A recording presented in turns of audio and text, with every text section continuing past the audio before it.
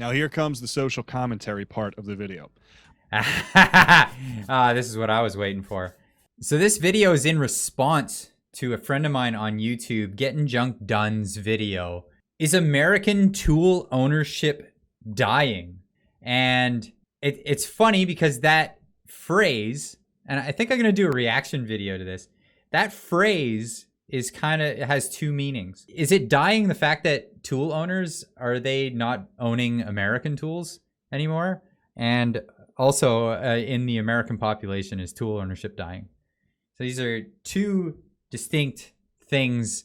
I wanted to say a bunch of stuff in the chat, but it just seemed faster and easier to just do a response video because, man, he covers some ground in this 10-minute video. So I'm going to cut a bunch of this up so I can have reactions, but I want you guys to go and watch the original video.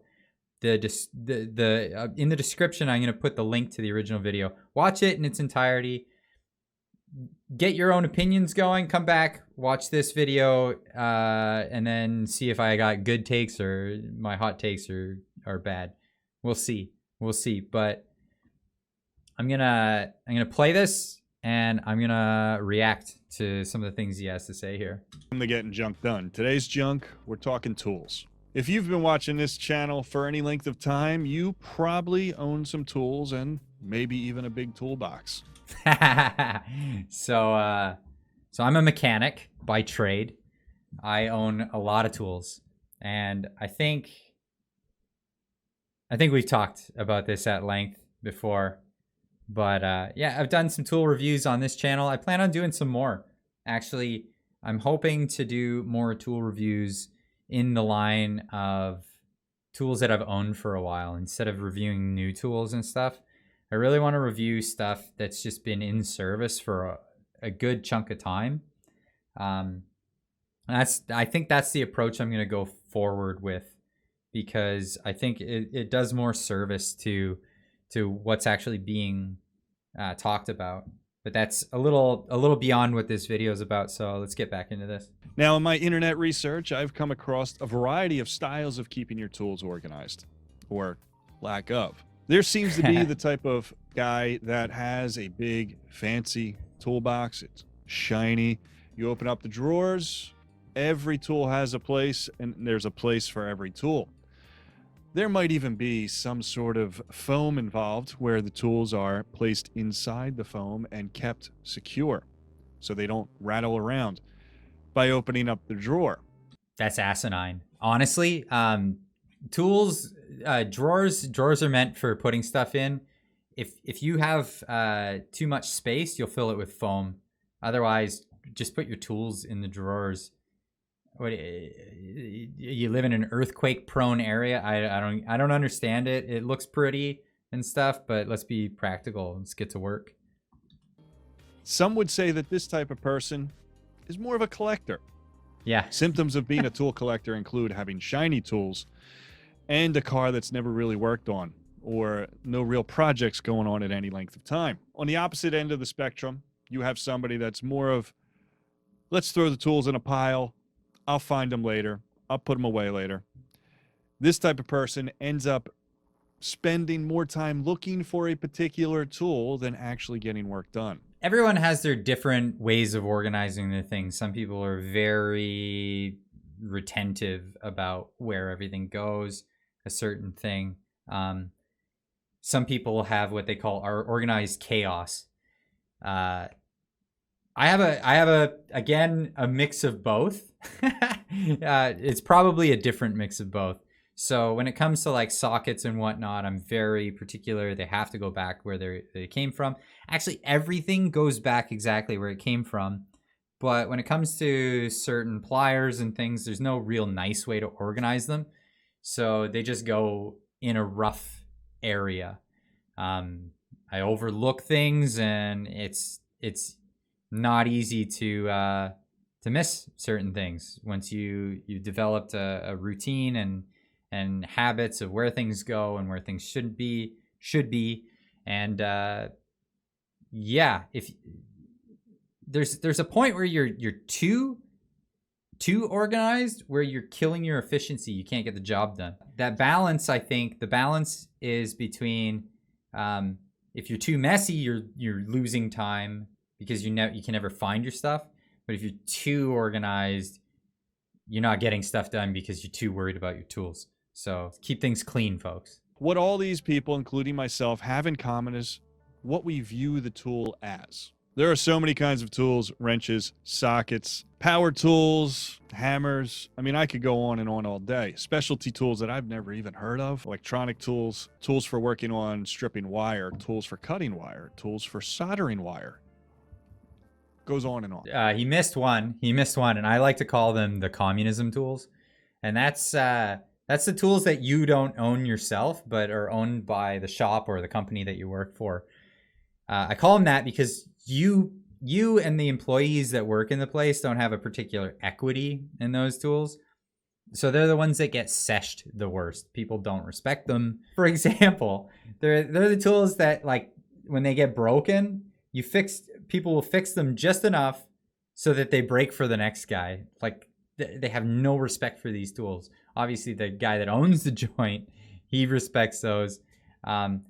For me, oftentimes I've gotten so fed up with these tools that I've purchased those tools for myself for my own collection, just to be more efficient, because there's been so many times where the forcing screw for the ball joint press is buggered up, so I have to spend an hour figuring out how to get a replacement tool just to do the job. So yeah, don't forget communism tools. That's definitely one of the genres of tools. Sometimes tools could be looked at as a family heirloom. I have tools from the 30s and 40s that I will never meet the people that owned these tools or used them or bought them, and these are my great-grandfathers, and they're tools that will stay in my collection for as long as I'm alive. And I have some tools that I never use that just look super cool. They're not as useful as like my everyday tools, and yeah, I just love them. I love them. They're like 50 years old or 100 years old, and yeah, they just look really cool. So I can attest to this one. There's some of them end up being useful, so it's good having them. Now here comes the social commentary part of the video. This is what I was waiting for. This is good. Let's get into it. I think tools, namely the American tradition of working with your father or your grandfather or your uncle or your mentor who lives down the street or your older brother, a cousin, somebody who has a project that they're working on, whether it's to get the car back on the road to be back at work on Monday, or they're building a hot rod or an off-road truck or a motorcycle or a jet ski or anything, and they just need some help. They need somebody to hand them to that 9/16" wrench while they're underneath the hood.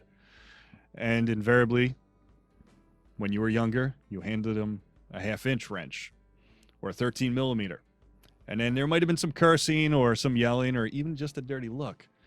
But that was a pivotal moment in a lot of our lives growing up. And that moment taught us that tools were important and you need the right tool for the job. But it was the nostalgia of getting into projects because you thought it was nifty and cool. I mean, I have a completely different take of this now, and that's because I do this professionally. So when I look at automotive and tools and stuff like that, it's more of a professional use scenario. I barely have any tools, automotive tools, at home anymore. I actually tend to leave them at work and not bring them home because people will ask me to do free work. I mean, that's another video altogether. We'll get into that. But yeah, I tend not to have those at home. In fact, at home, I tend to have like electronic tools, wiring for electronics and stuff like that. That's my hobby. So yeah, keeping hobbies separate from real work is important and all that stuff. So there's also a time to build a bond between you as a young fledgling tool owner to somebody who's been there, somebody who's kind of looking out for you and has brought you along with this project, not just so you can learn, but also for the company.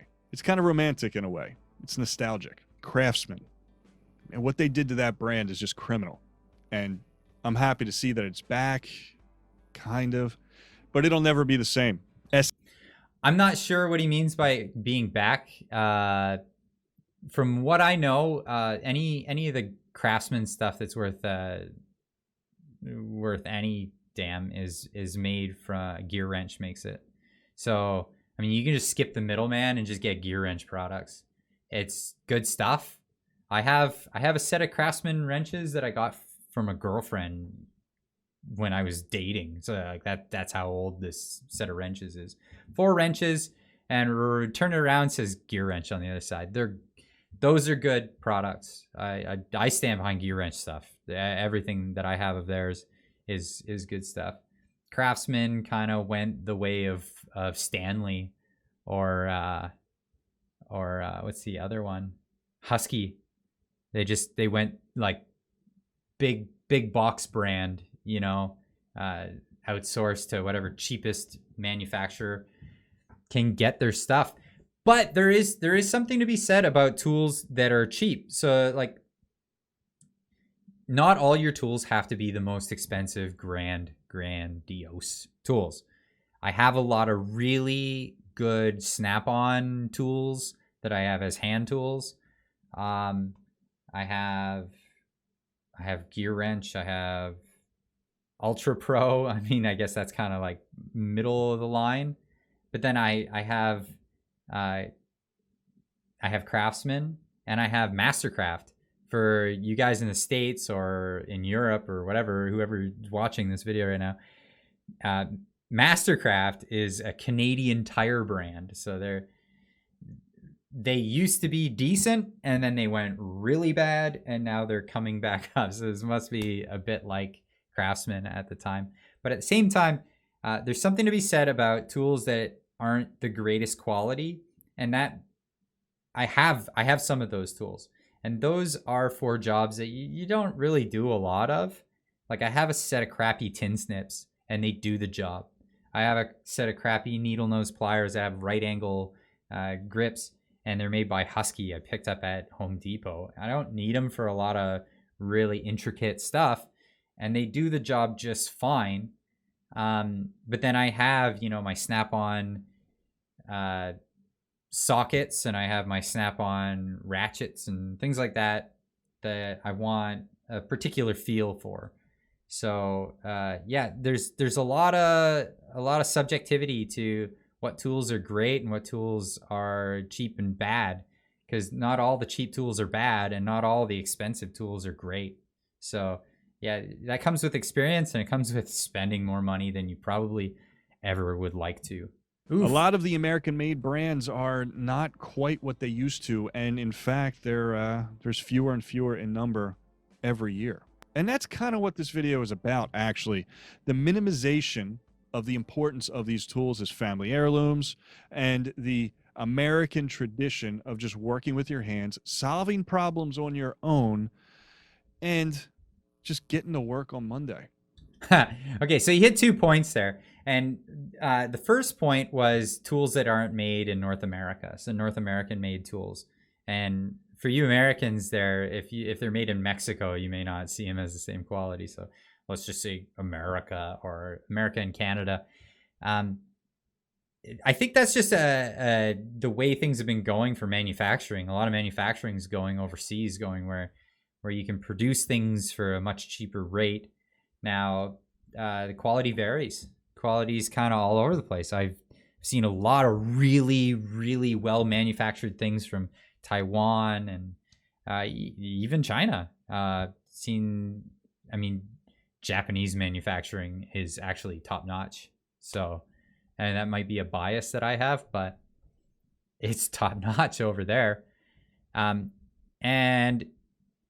I want to say some of the American products are slipping, and that's a tragedy, because you know, in that case, it loses a lot of the reputation as being like industry leader, that kind of thing. So American tool manufacturers maybe need to step up their game.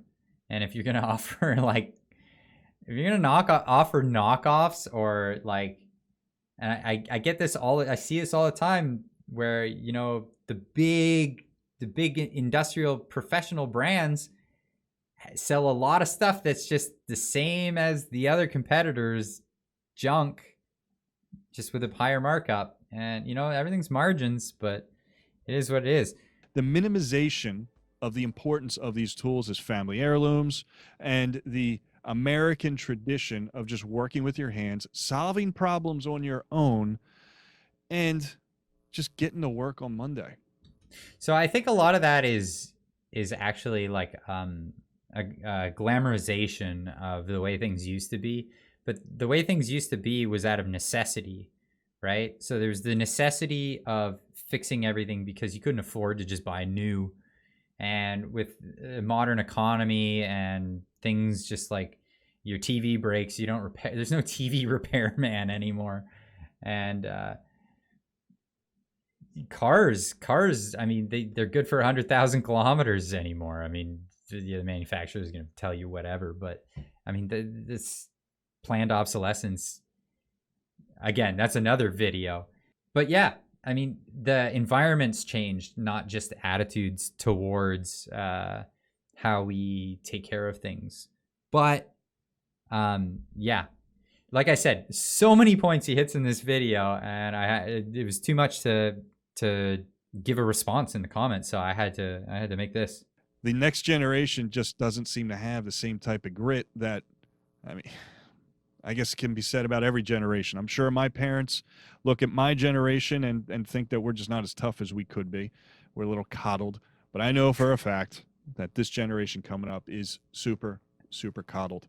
And they have no idea of how to solve some of their own problems, or even the process of picking up a tool and solving their own problem. They have no desire to do that. They don't know what to do if they can't call or afford to call somebody to come out and fix their problem.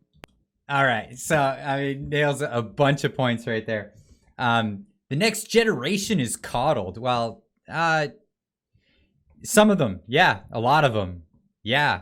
There's the blame game can go around. Boomers are lazy parents that never just put their kids in daycare or whatever. But here, we can sum this up. We can sum this up with this image right here. And this is the work smart, not hard image that was circulating through high schools and all that when I was growing up. And I'm sure a lot of kids saw this same thing. But look at a smart guy over here. Hey, he's smart and he's happy. He's having a great time with his college diploma. You know, so he went to college. He probably got a bachelor of business or arts. Who knows? Did he care about it? No, he probably just drank a lot and squandered away all of his tuition money. Probably just barely passing grades. How much is he going to remember of it? I don't know. But look at sad guy over here. He's horribly sad.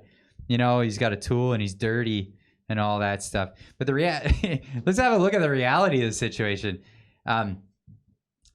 Dude over here can come home and you probably afford, you know, to have a couple of kids and a wife, stay at home, you know, if that's his choice of lifestyle. I'm not trying to offend anyone with lifestyle choices out here. But, you know, if that's what he wanted to, he could probably afford to do that. But what kind of career is his buddy over here looking at?